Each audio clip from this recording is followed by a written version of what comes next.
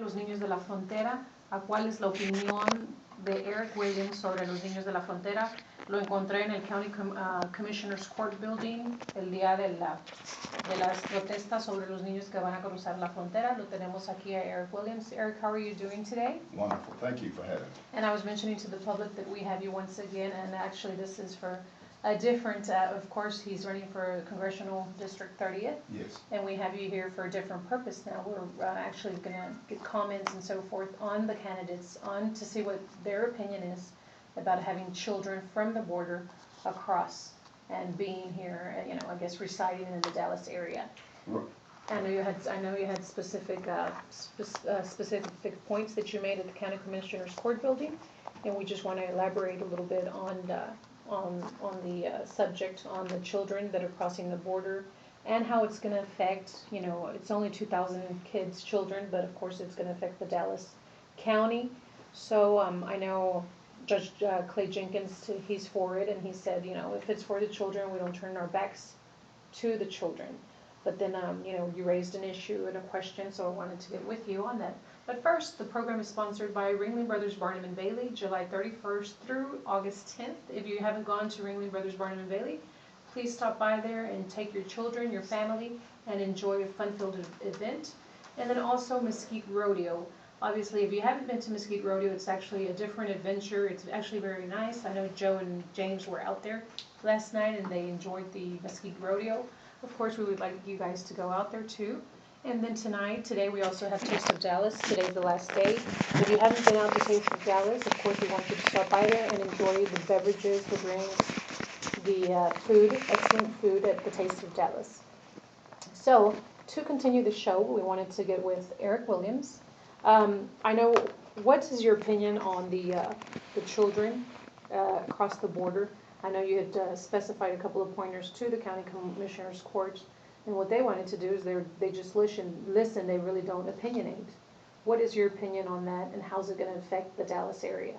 Well, let me begin by saying first and foremost that as a business owner, I work with youth each and every day throughout the city of Dallas, mainly Latino youth, in after-school programs to help them bridge the digital divide in our communities, with my mobile technology labs that I take to 7 different school districts throughout the city. Now, to the issue of the niños coming to Dallas. The niños. Yeah. And I say that jokingly because of the fact that I'm trying to be uplifting about it, because of the fact that I am opposed to the youth coming to DISD, coming to D.A. Halsey Middle School for several reasons. One in which I mentioned in the County Commissioner's Court that I thought the school was unfit and that they need to be in a better and more humane environment. That's the first point. The second point is I have uncovered through my sources of research a 2013 report presented by Dallas ISD, an independent investigation that was done by Parsons, and it's called the Parsons Report. That Parsons Report spells out in detail the deficiencies of facilities within Dallas ISD. Within that report, it talks about the poison in the schools. The lead poisoning. The lead poisoning, the asbestos, the mold, and the radon, and other hazardous materials. Because I feel that I have brought this to the light, hazmat teams will be arriving at D.A. Halsey Middle School next week from the CDC. Oh, wow. So, do you want to put young Afro-mestizos in that school? Most of these kids are coming from Honduras, where there's a huge population of Afro-mestizos. Mm-hmm. These young children are fleeing persecution from the elite. These youth are coming across our border, and Mexico is allowing them in because they are the poorest of the poor.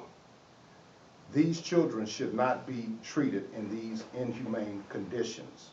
I've traveled all over the world, and I've visited refugee camps from Central America to Africa, to Asia, to Europe.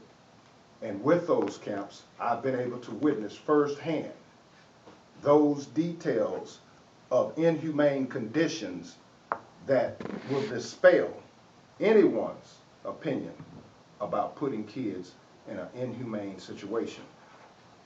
Putting kids in a prison setting is inhumane. This school has no windows to view the outside world.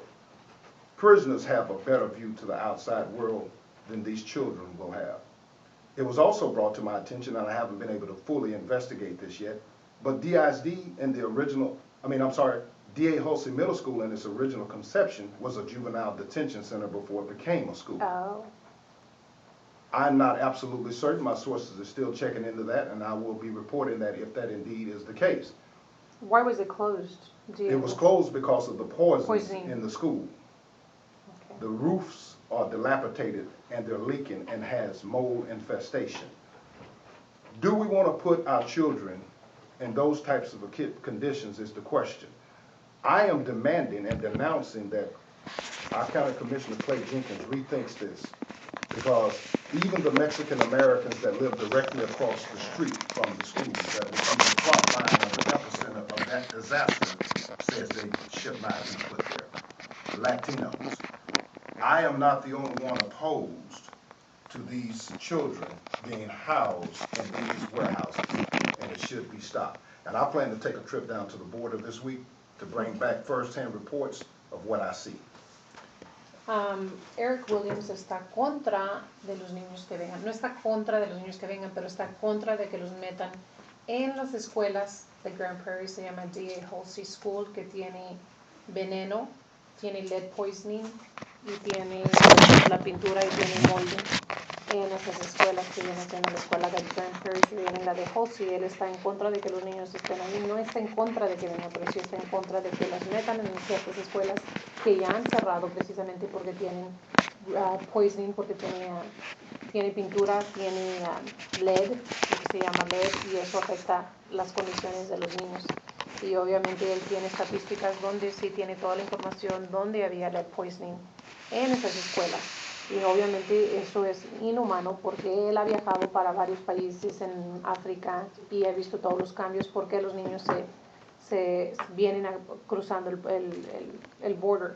Pero él está opuesto a esto, está opuesto a que los niños estén ahí. What schools do you recommend? Let me get that one call.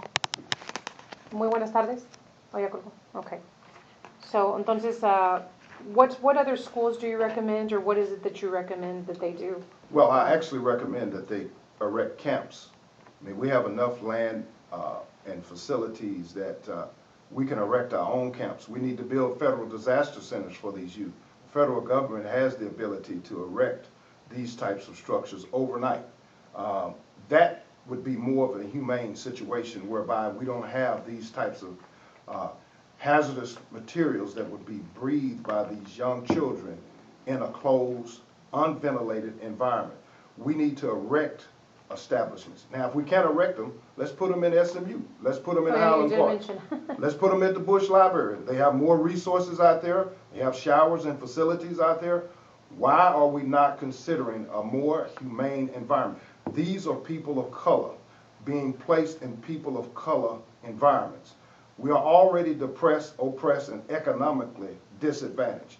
How can we support a system that's going to have an effect and a surge? It's like an electrical shock to my community.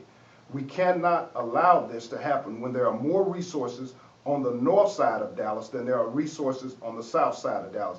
Clay Jenkins himself lives in Highland Park. Let's put him next door to him if he wants them to come to our community.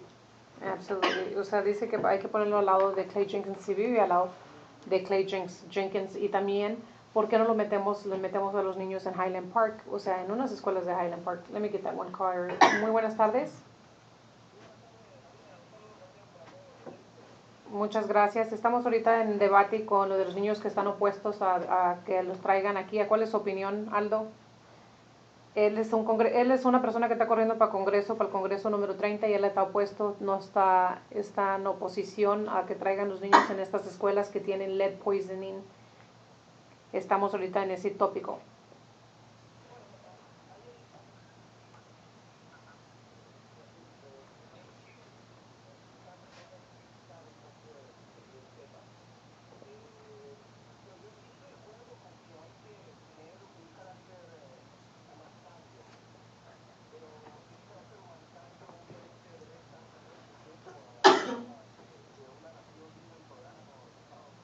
Ujú.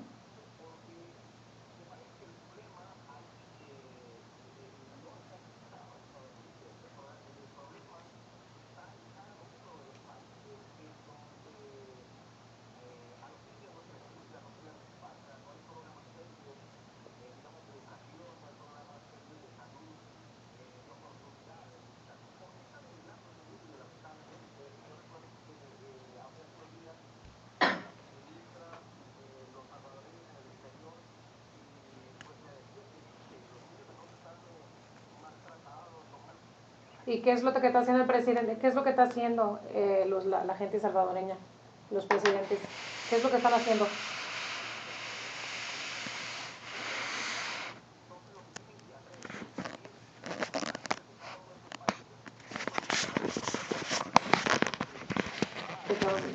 Yeah, I was going to talk about it.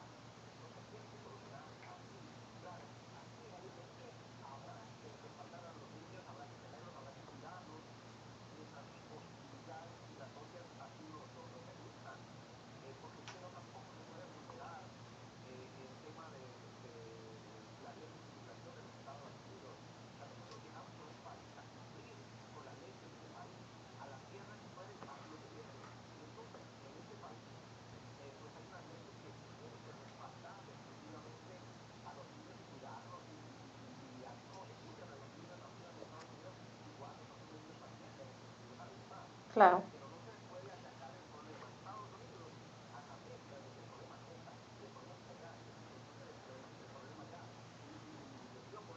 The problem, the problem should be. Déjeme le explico aquí porque tengo aquí al candidato aquí, a Eric Williams, que está corriendo para el Congreso número 30.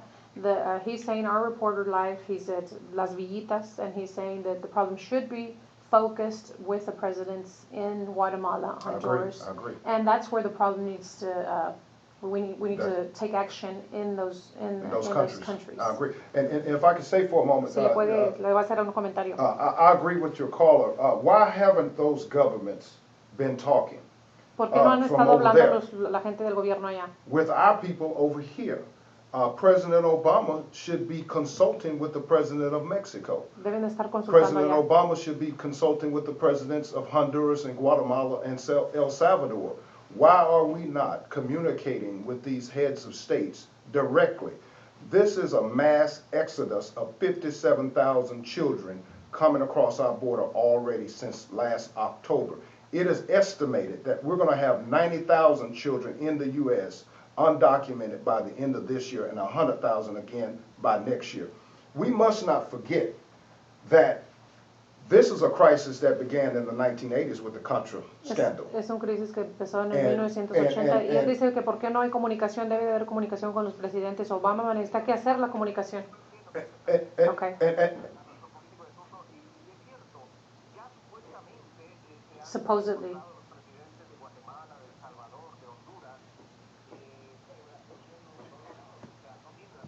They don't have a resolution yet.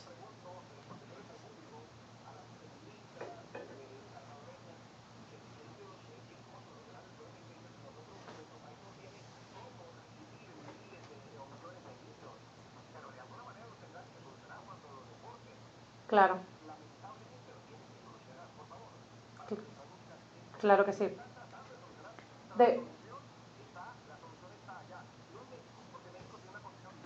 Right, they are trying to find a resolution, Guatemala and Salvador, but right now they don't even have a resolution. What if all of these 100,000 kids get shipped? They don't know what to do with them.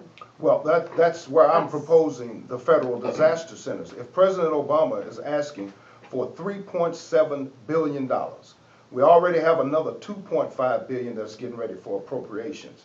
So look at the money that we're going to have. That's $65,000 per child. that they're going to divide up over these centers. So we got 46% of these children are juveniles.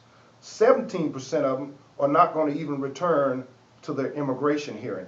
This is where the problem lies. That's what it is. We have a law from 2008 called the Anti-Human Trafficking Law. That's a discriminatory law towards Mexicans and Canadians, most people that are not from the non-contiguous states. The minute a Mexican hits our American border, they're deported. The minute a Canadian hits our border, they're deported. But when we have these children from Central American countries, we're allowing them to go before the judge before they're sent back and deported. The best and humane response is prevention and send these children back to their mother and father and not trafficking them in the human slave trade of America. We're swelling our Latino roles with these youth, and I believe that the government knows what they're doing allowing these youth to come across this border. Así es que lo que él propone es hacer centros de desastre que ya está implementado, el gobierno, Aldo ya está implementando esos centros de federales. Eso es lo que propone él, tener centros que ya están allí, están recibiendo fondos para esos centros. Ahí es donde deben de ir ese tráfico y regresar a los niños para sus países para evitar estos problemas.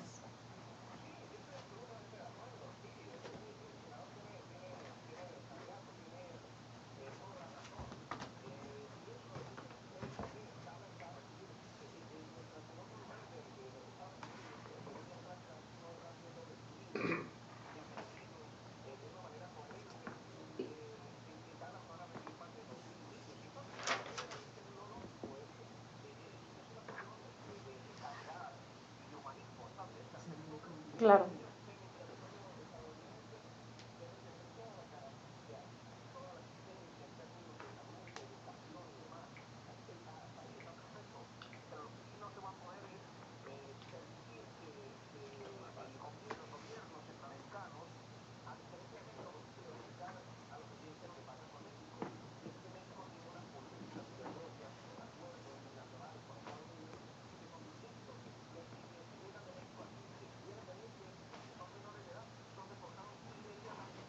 Claro.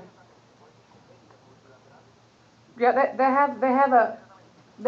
déjeme le traduzco esto a Eric Williams. They have, with Mexico kids, there aren't any Mexicans on the bus. Correct. That's, okay, a lot Mostly of people Central don't Americans, understand. right. And we are, as activists, as you noticed, most of them, the Central people, they weren't even there. Right. In the court building where we were at, I called most of the Hispanic organizations. Right. Not one Guatemalan, not one Honduran, not one Salvadorian activist showed up. Right. So they're saying, well, we do the job, we do the dirty job, and then we clean it, and then we get at fault, or the Hispanics get at fault. Yeah, and see. So we do the dirty job, we do the cleaning, and we put our face at the county commissioner's court. Right. And they just wipe their hands. Right. I've talked to so many. I've even done interviews this week on a lot of activists, and I was like, "Where are you guys? Y'all aren't even out there." I said, "Well, that's what you guys are there for. You've got the papers. You've got the." Oh, really? Oh, yeah. Man. That's the situation that we get. Well, esa es la situación, algo que lo que confrontamos yo y Eric estábamos en la corte, en el County Commissioner's Court Building, y había pura gente hispana. No hubo ni un activista hondureño, ni un activista centroamericano, nada. No hubieron ni uno. Y a mí me dice Marina, ¿para qué vamos ustedes si ustedes de mexicanos pueden hacer el trabajo? Eso es lo que nos dijeron. Entonces nosotros estamos dando la cara a todos estos niños y al último los mexicanos son los que nos bailan y nos limpian y nos echan. Y estaba ahí un racismo increíble que nos echan, que porque los mexicanos necesitan que regresar para México. Pero desgraciadamente nuestra gente no sabe que no son mexicanos, no son niños en ese autobús, en esos trenes que vienen.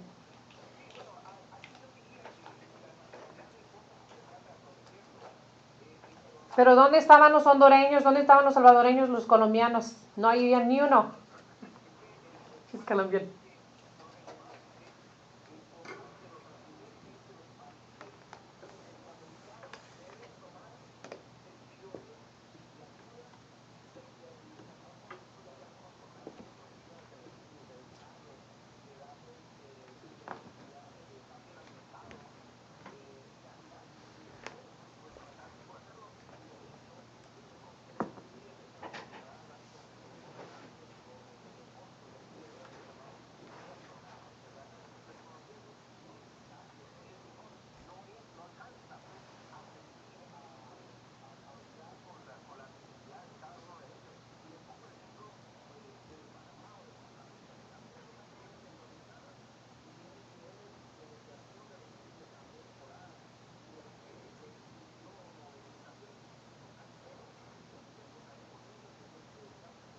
No, ¿verdad?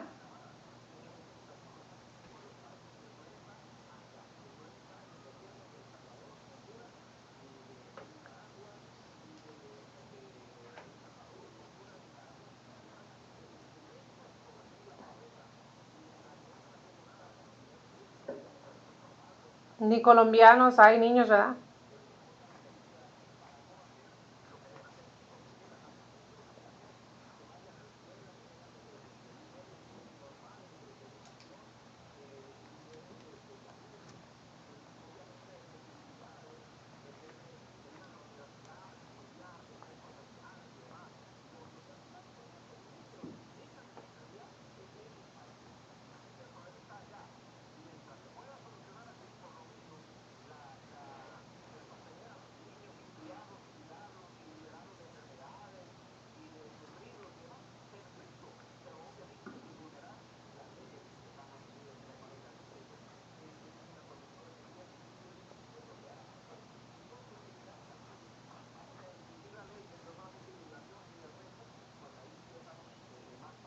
Así es.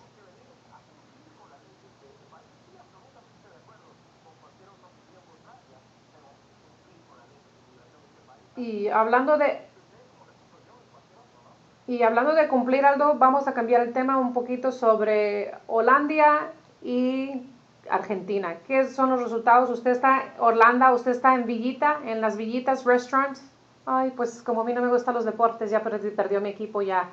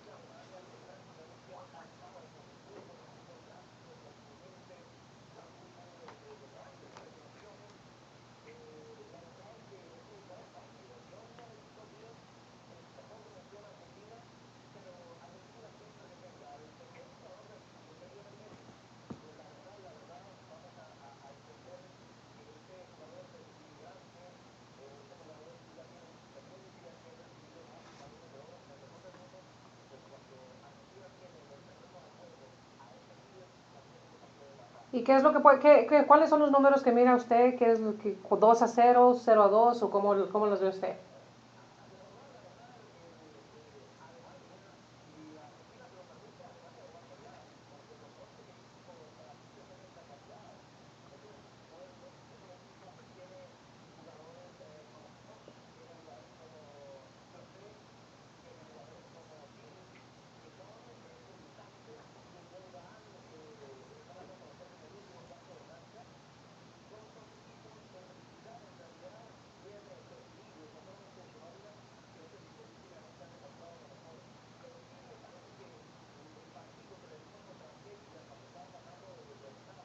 Uh-huh.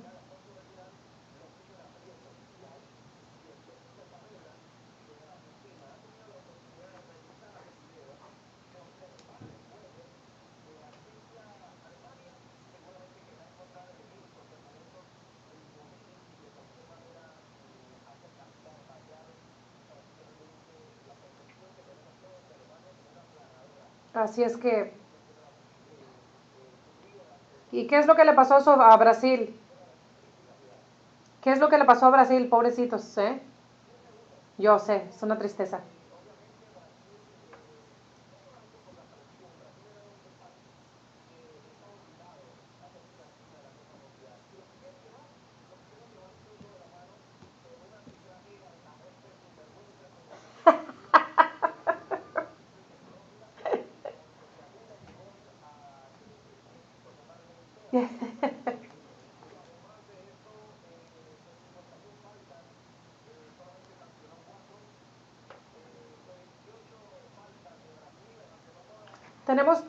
Tenemos una llamada, Aldo, si quiere esperarse en la línea o nos quiere hablar en unos 5 minutitos para continuar lo de deportes en las villitas allá en Arlington. Así es que si nos quieren acompañar después o ahorita si nos habla.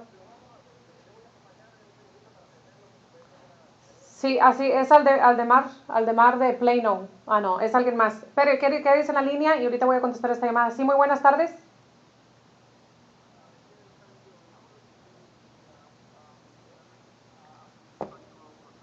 Aquí está Mr. Eric, a cualquier cosa. What questions did you have for Eric?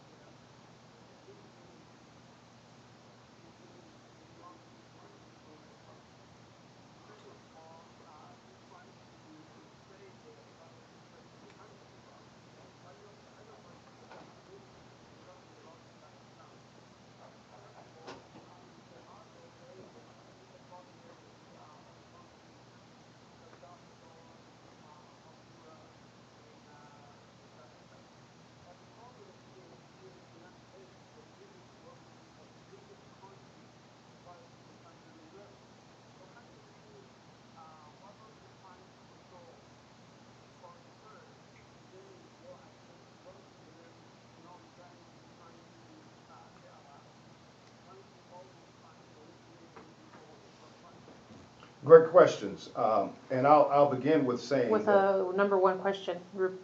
Yeah, what was that number one What was question? the question? The number one question? What? Yeah, no, I got it. No, I got it. Yeah, no.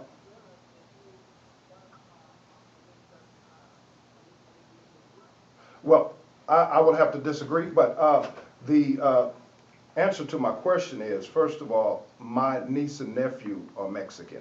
So my compassion is with the Latino community. Family is first, home is first, neighbors and other family members are second. Now, here's my issue. Highland Park, you said, was not a part of Dallas County. The refugees that are coming to America are not a part of America either. That doesn't mean we have to put them in an inhumane environment where there is poison. My issue is not with where we're bringing them or bringing them to America. My issue is with the location, because we have a law that's in place now where we can't send them back. So we must house them in a very in a humane way. Let me explain something to you. This is all a cause of a Contra war from the 1980s, when over 200,000 people, African mestizoes and others, were slaughtered, killed by the U.S.-sponsored war. In addition to 2 million people that fled that country to America, their relatives are here now. That's the reason why they're coming to America, and we need to assist these children in a very humane way. We don't need to house these young children in smuggling factories across our great United States. And I think a lot of people would agree with me on that. And plus, we are a majority in the minority district.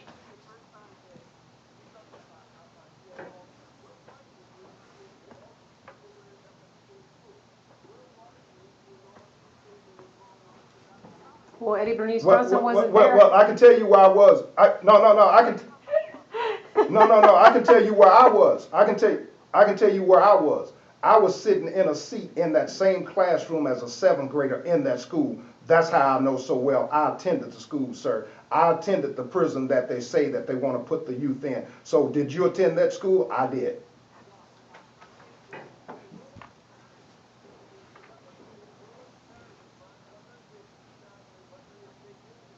Well, I can.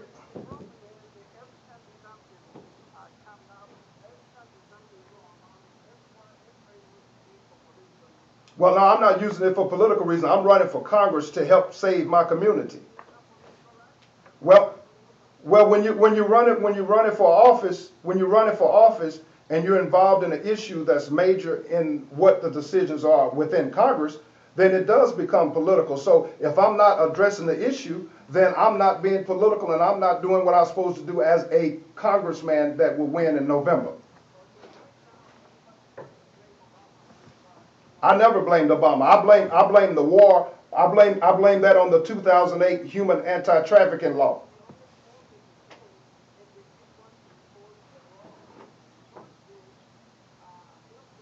No, he has to oppose it by the law. Okay, well, I said that earlier. I said that earlier that this is a problem due to the Contra war. I said that earlier from the 1980s. Look, I've traveled all over this world and I've covered refugees from all different type of nationalities, from Africa to Asia to Europe to Southern and Central America. So I know all too well the issues at hand regarding these children. I've been in refugee camps. I've helped with refugees. I covered the Southeast Asian tsunami. I saw the Black Age. So my point is we have a lot of African mestizos from Honduras, people of color that need help. We're not talking and addressing the DNA of these people. We need to talk about the DNA and how the elite is forcing the DNA of African people out of their country in a major exodus. and with that being said, Gustavo, that'll be the last question. What's the next question? Yeah, I gotta get to, go ahead.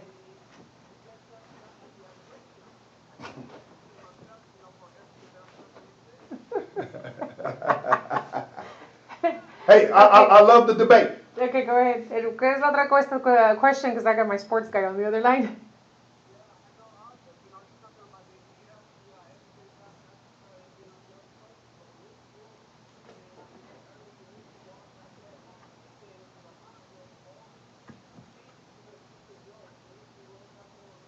Well, sir, let me put a challenge to you. I would love to work with you to make that happen. Let you and I work together to reach out to the Hispanic community, which was, the name Hispanic was created in 1970, by the way, by the U.S. government. You know, just like African American and Negro and Black and all these other names, when really you're Latino. So let's work together. And you don't want to know. And you don't want to know what they call us in Highland Park, right, Joe? So I challenge you.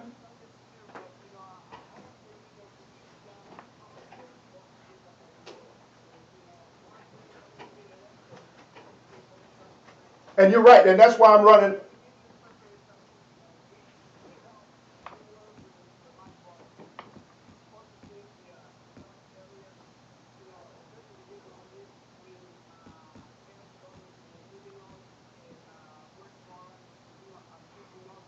I grew up in Oak Cliff, sir.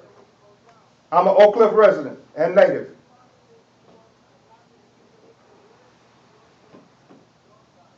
Well, I agree, and that's why I want to work together with you on those issues that are affecting the Latino community, just like they promised us a new stadium in South Dallas, but yet we got a new landfill, and they promised $1 million in economic development. Where is it? I mean, it's the same thing. Where's the help for the lead poison victims of West Dallas? It's the same thing. We need a real leader that's going to stand up, advocate, fight for, and deliver on what we need to do to correct our community. And I'm willing to work with you. Okay.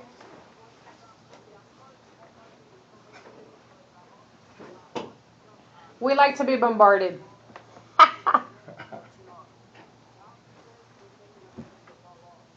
And I agree 100% with you, sir. I mean, you couldn't find a more compassionate congressman to elect in November, because I understand all nationalities and all races, and we need to bridge those north and south divides that's been dividing us since slavery.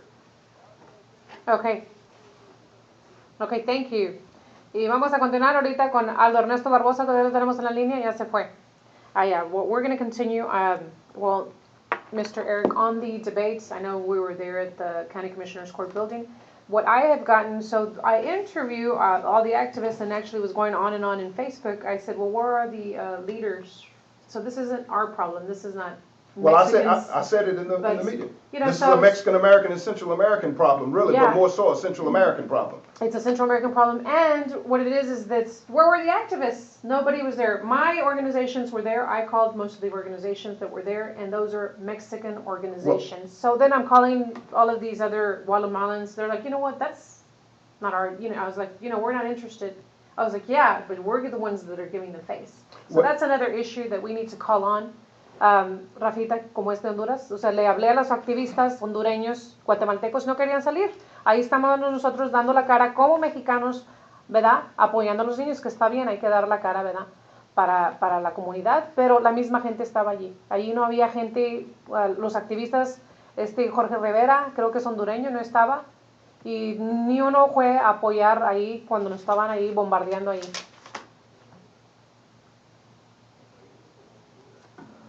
Uh-huh.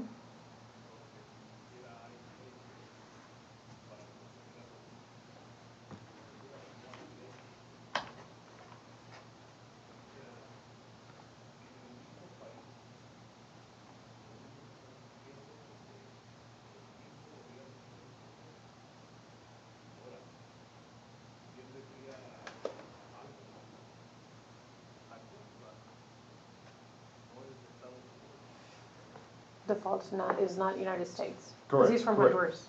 Ah, okay. Yeah. It's our government.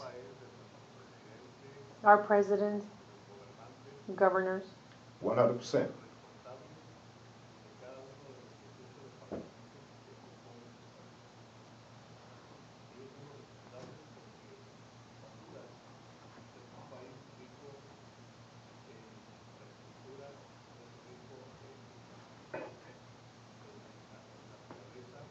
It's rich in infrastructure, natural environment,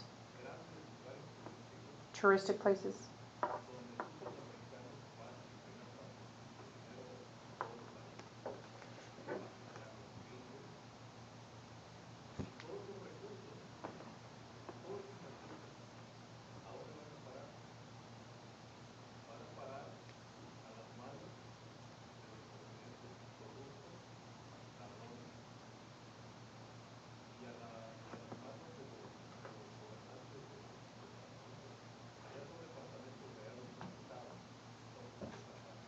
What you call over there are departments of different, in the government structure. Different.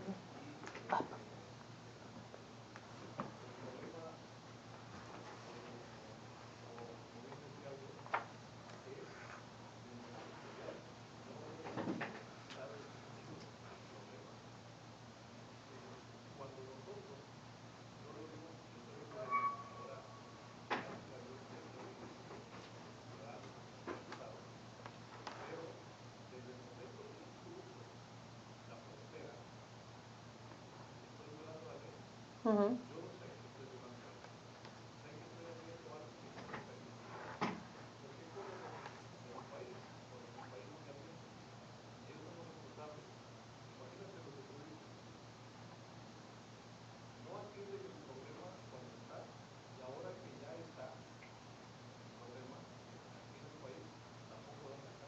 No, y no había nadie. I was very, very, I was looking at, observing that. I was like, I did not see not one political, not one candidate, and we did support last year. Yes. We supported a Salvadorian running for office. Right. He was a pastor in Irving. Okay. Where was he? He wasn't even there. Well, I think we must remember that the Mexican community is the minority here.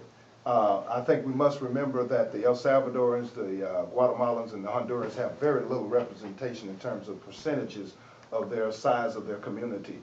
They are growing. And we also must remember that they are fleeing the Civil War. I mean, and we cannot forget that there was a school created in Georgia called the School of the Americas, where the CIA trained Latin American leaders to torture and kill people from your country of Honduras, El Salvador, and Guatemala. This place has since been closed down, I believe. But we also must not remember, Diego Mendez. Diego Mendez was the first African to arrive on the shores of El Salvador and Honduras with Columbus. And right now, Honduras and Guatemala and El Salvador has the second highest percentage. About 90% of the people of mixed race in Central America, not only in just the mestizos community. So I think that when we start talking about representation of these different ethnic groups from Central America, they don't have a voice that can really help propel their message to a larger audience. And I think that's where they're really seeking the Mexican American community's help. And I think as Latino American, I think we deserve that right, and they deserve the right for our help. Yeah, they seek, but then they also are racist against us because we have the train of the beast that Right. crosses through Mexico. Correct. Right. So our government mistreats them and sends them back. That's what they do And to African Americans in America. So then they tell us that we're, you know, the bad guys here. Right. So right. and then we're you know, giving our faces, you know, in all of these public places. Precisely. And So- all of these organizations. You know, so it's a battle, it's a never-ending battle. It's a battle of the cultures, and, Yeah. I think that's part of the problem. I think that when we look at the discriminatory factor of the 2008 anti-human trafficking law, you can see some of the discriminatory factors that are involved. That's why they need to amend and change the law. So should I be elected to Congress in November and that law hasn't been passed, or amended rather, I do plan to help amend that so that it is fair and equitable and the playing field is even.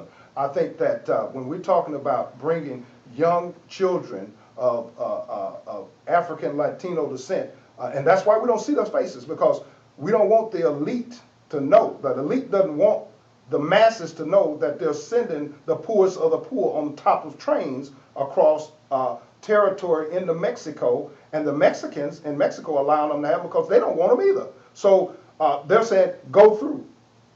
They're crossing over into Guatemala from to Mexico on barges, makeshift barges. So the Mexican government is complicit in allowing them to get on the beach to get to Texas. Absolutely. Así es que, a ver, Joe, ¿tienes alguna pregunta or commentary? Yes, Eric, Yes, sir. what part do you think religion might play in resolving the issue with these children? Well, I think God loves us all, and I think God wants everyone to show compassion. I can't say how everyone else should feel because I've never met God personally, so I can't really say I have had the Holy Spirit and still have the Holy Spirit. So I think religion plays a big part in us helping to make our decision, but unfortunately I think politics are still in the mix of our religion, and I think part of our reason state and church is still not separate.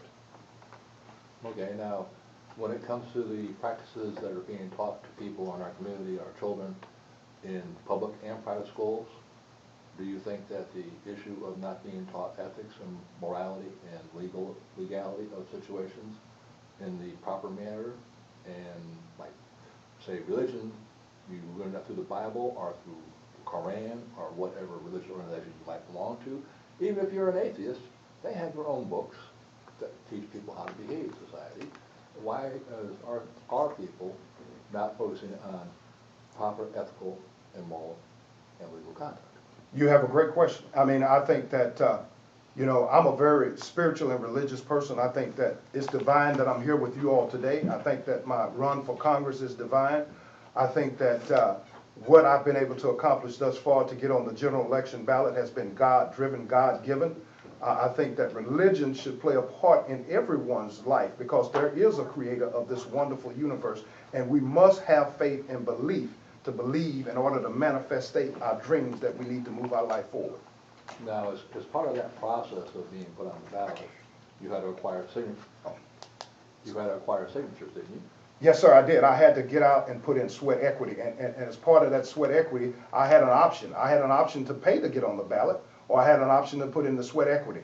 I put in the sweat equity so you and everyone else can know that I put in that sweat equity, and I was placed on the ballot by the people and not the party. As a matter of fact, I collected triple of what was required. I've got a call. Buenas tardes. Hello? Sí, Aldemar de Colombian Fest. Aldo. Sí, ahorita le van a hablar a Aldemar, pero ahorita, ¿en dónde va a ser lo del Colombian Fest? Obviamente hay un festival muy grande en Plano. ¿A cuál es? Aldo.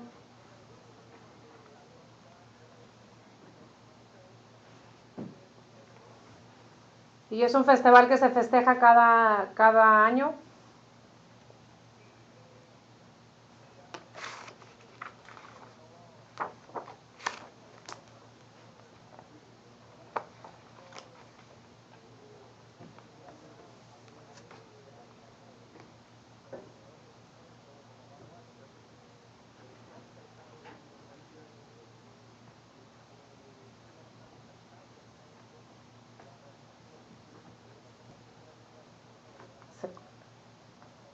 Ahí lo tenemos en la línea. A ver, buenas tardes, Aldebar se llama. Bueno, aquí lo tenemos de Colombian Fest. Adelante, ¿cuándo es el evento y de qué se trata el evento?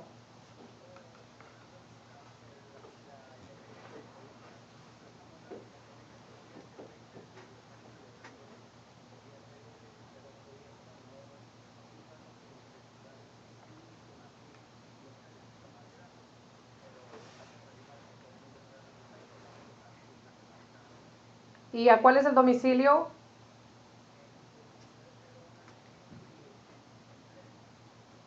Spring Creek.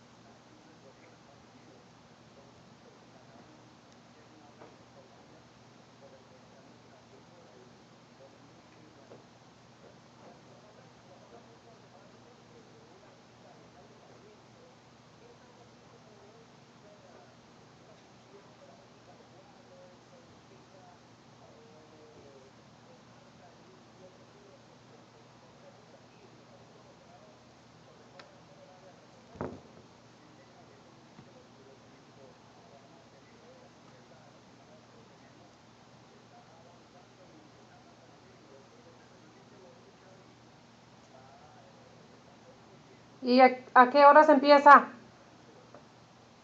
¿A qué horas empieza?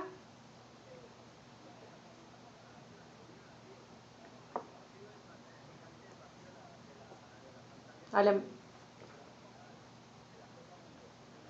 bueno. Está...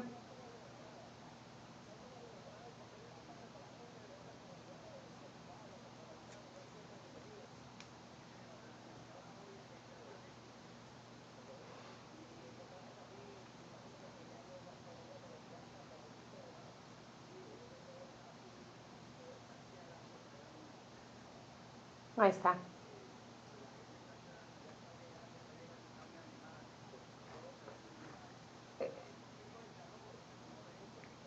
Bastante calor.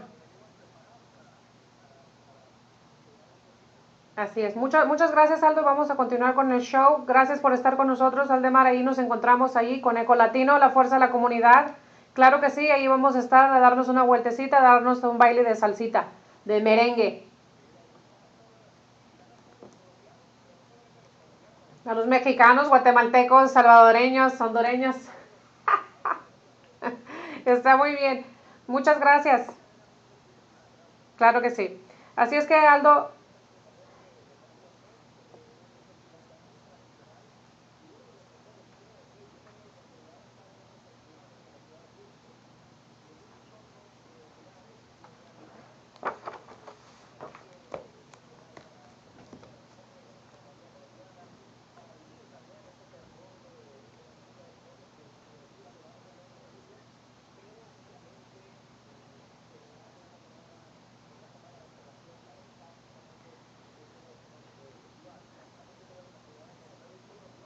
Claro que sí, Aldo, y luego usted va a estar en Las Villitas, está en Arlington, así es que para que nos lo sigamos a usted en Las Villitas y luego ya después de ahí nos vamos al Colombian Fest. Muchas gracias, Aldo, y aquí tenemos a Eric Williams. Vamos a continuar para que le haga una entrevista en el Hispano News.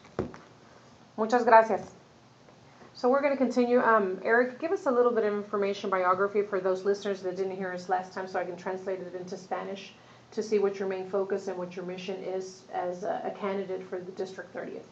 Que nos dé un poquito de información, Eric Williams, sobre su candidatura, quién es, qué es la biografía de él y por qué votar por él. Why vote for Eric Williams?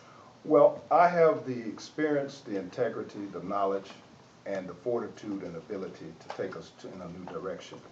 As I indicated earlier, I am an international and nationally known journalist and filmmaker.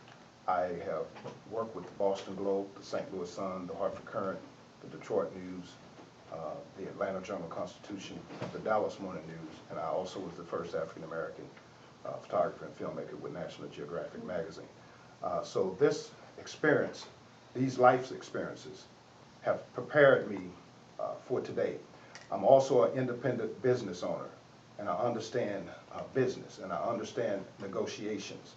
I understand contracts. I understand how to create jobs because I have created jobs. So I am the perfect candidate to move this district forward. I am from the district.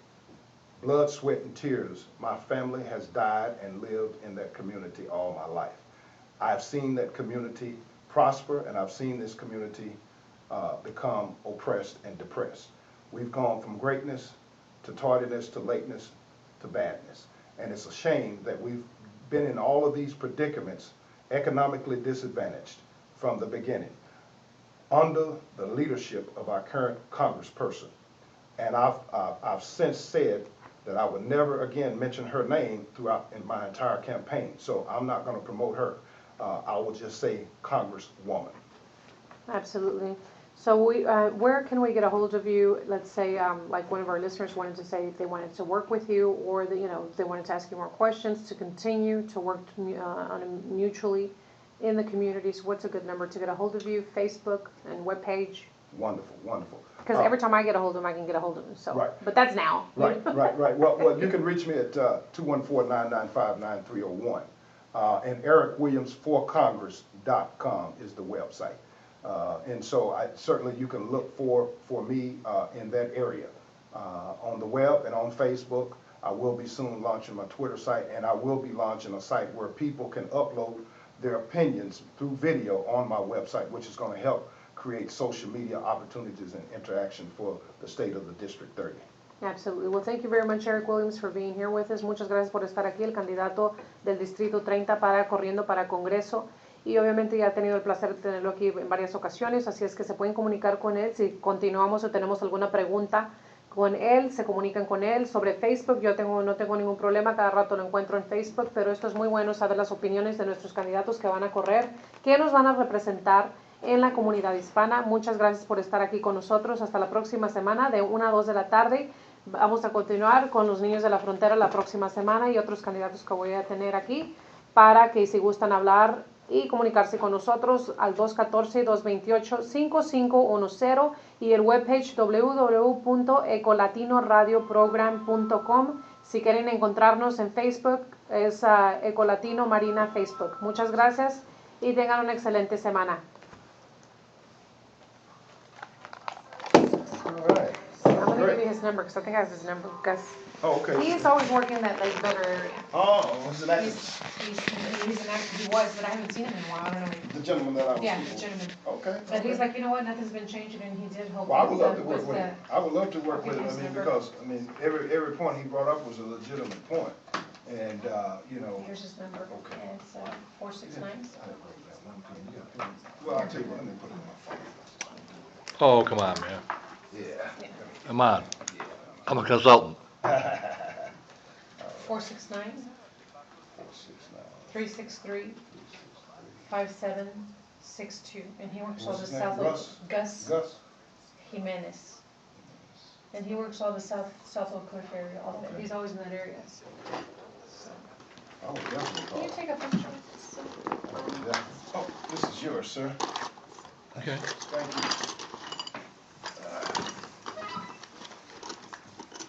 you. If we do this, we